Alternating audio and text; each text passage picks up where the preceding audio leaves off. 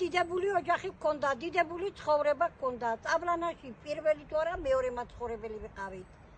მერე იმ მოშავების მერე ცოტა დავიხიეთ. აქ რო გამოვედით, გქონდა რაფერი ძველი პაპას გაკეთებული ძველი 1-2 ოთახის სახლი.